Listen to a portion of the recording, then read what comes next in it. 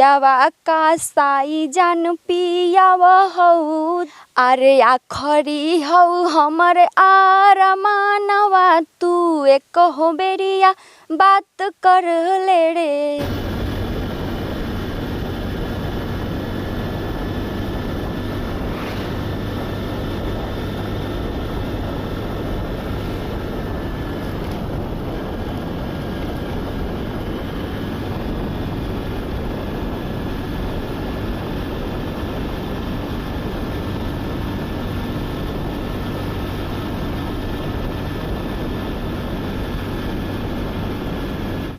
अभी हमारे साथ जिस आप चेहरे को देख रहे हैं ये कोई चेहरा ऐसा वैसा नहीं है, क्योंकि ये बहुत बड़ी सिंगर है और इनका गाना सिर्फ आता है शादी से संबंधित या सैड सॉन्ग आता है। कहीं ना कहीं आप इनका गाना ज़रूर सुने होंगे और इनका नाम है काजल काव्या।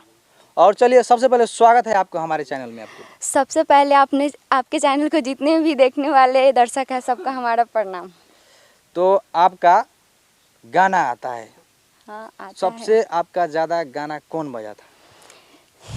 यही अरे आखरी हौ हमर आरमानवा तू एक हो बेरिया बात कर ले रे कि अरे सोना जनुआ हौ कैद ससुररिया में आके मुलाकात कर ले रे कि अरे सोना जनुआ हौ कैद ससुररिया में आके मुलाकात कर ले रे।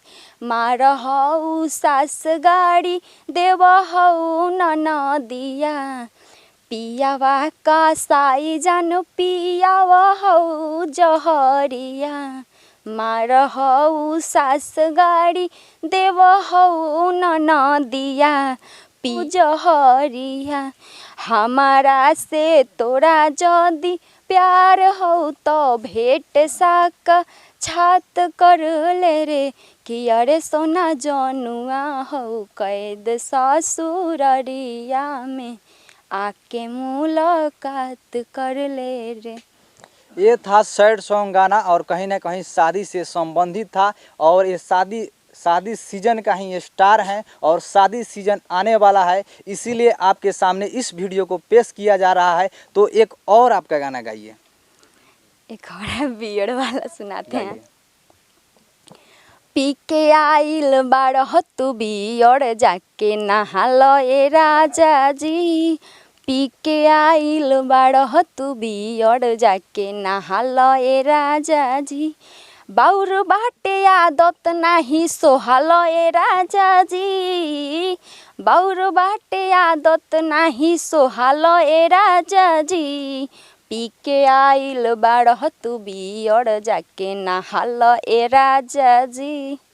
और ये गाना बहुत ही अच्छा लगा। आप लोग कैसा लगा कमेंट करके जरूर बताएं और अपना एक गाना गाइए। ही गया है सारे जगह पर मूर्ति बनना पंडाल बनना स्टार्ट हो चुका है, तो एक दशहरा के भी गाना सुन लीजिए। आप लोग गा दीजिए। डैनी मोड़ले बा मंतर थोड़े थोड़े फोड़ले बा झिझिया जोड़े जोड़े। हाँ डैनी मोड़ले बा मंतर थोड़े थोड़े हमर फोड़ले बा झिझिया जोड़े जोड़े।